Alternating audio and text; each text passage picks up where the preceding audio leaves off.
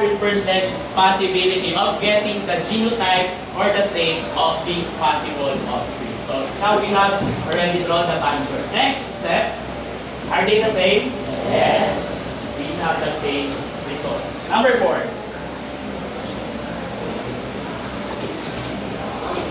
They will the most of what parents. Genotype in the order of the other 5 parents. Genotype.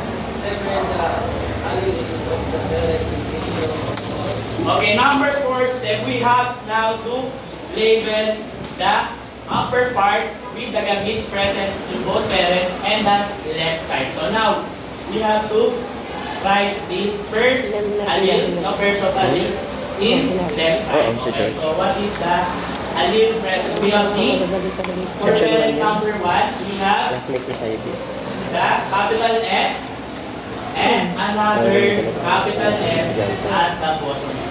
Okay, now let's have the other parent. We have the parent number 2. What is the allele present? We have capital S and small letter S. Okay, very good. So now, we have already drawn and labeled the Punnett square. Next step, number 5.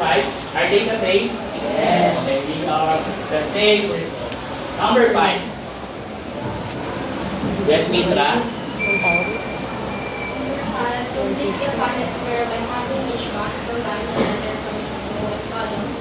There is a dominant on the right before the Okay, one point for your presentation. So now we have to complete the Punnett square. Okay, always remember that we have to write first the dominant or the capital letter and followed by the small letter. So now we have to cross or multiply, no? Or add up the alleles from both parents. So now, by crossing this or by adding this allele from the parent number 1 and parent number 2, what would be the result alleles for the offspring?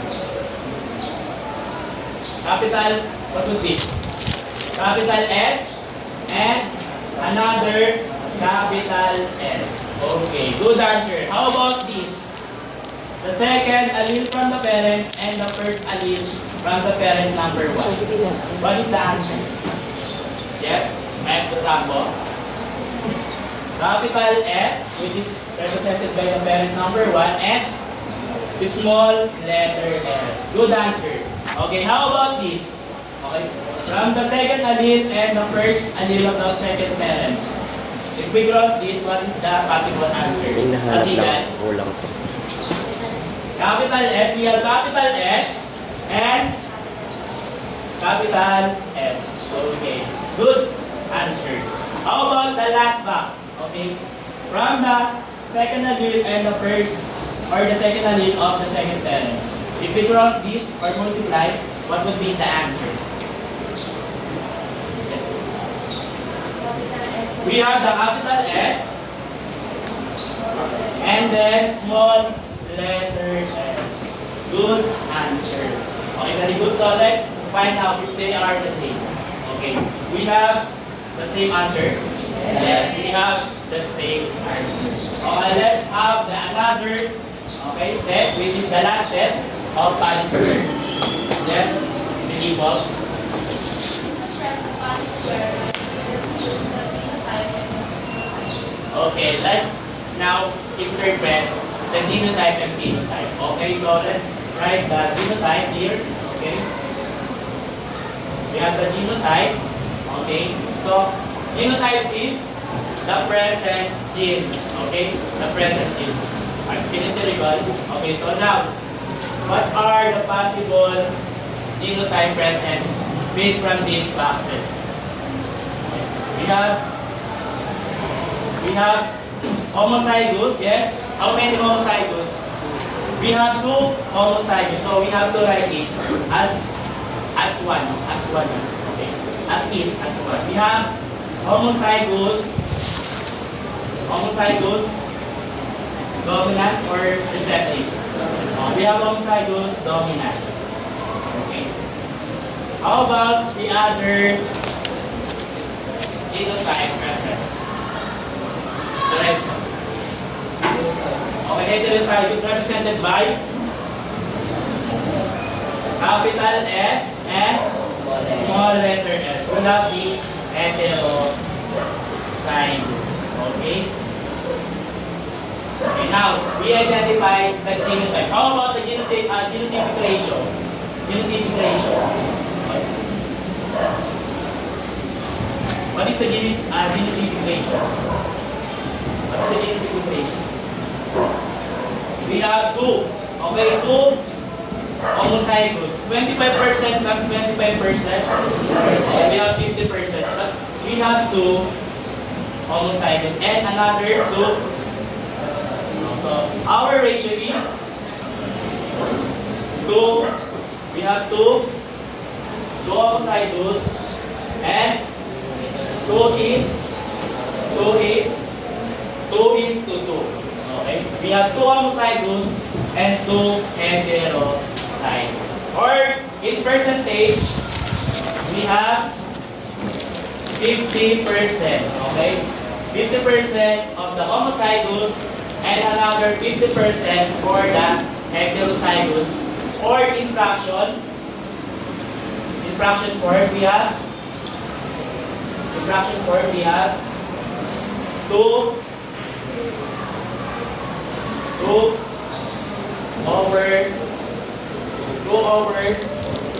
over 2. We have 2 over how many boxes? 4. Okay, we have 2 over 4. Are we clear? Okay, so now we have the genotype. Let's have the phenotype. Okay, how about the phenotype? Right. This is the observable traits. So given this, we have 4 present of dominance allele. Okay, law of dominance state that the presence of dominant allele conceals, masks, hide the recessive allele. So now we have the dominant allele represented by S. What is S? Short hair or long hair? Or we have short hair. So our phenotype is short hair. This is the visible appearance or characteristic of the offspring. Now we can say that all of the offspring is short hair. Are we clear? Okay, how about the genotypic ratio? Genotypic ratio. Ako? We have Sorry 4 dominant allele. What would be the Nakuha pa lang, hindi ko lang genotypic ratio? nasan sa'yo. Okay, 4.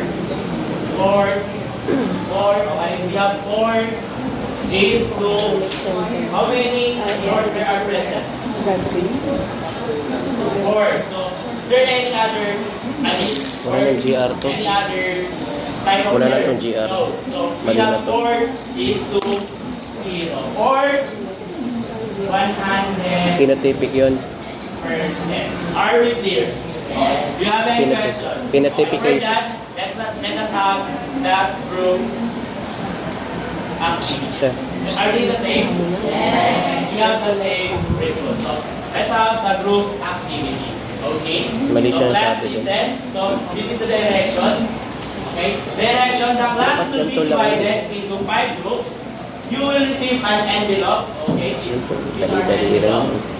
And Bigyan ng turo ko daw. in this envelope, there are assigned tasks, different assigned tasks that you will going to, okay, to solve or to perform. So, lalakad tayo for this activity, this only 5 minutes. And after that, you have to present your work whether Ito nagpaturo finished sa or akin. not. Okay? So, Favorite ko pa naman to. let's have another one. The Hindi mo ako criteria. malilito dyan sa topic na yan.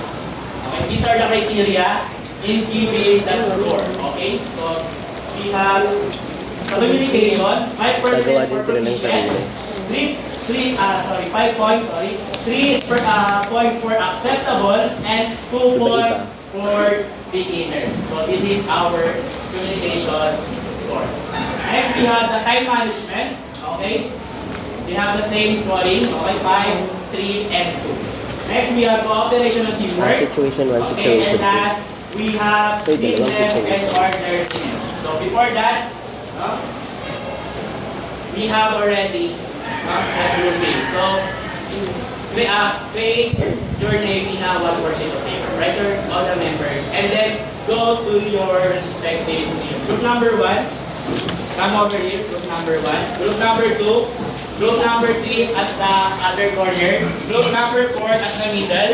And group number 5 here. Okay? In the last corner. Pakisabi, correct mo yun. Hindi dyan nagpipik yung dulo. Settle mo muna sila. Pasettle mo muna.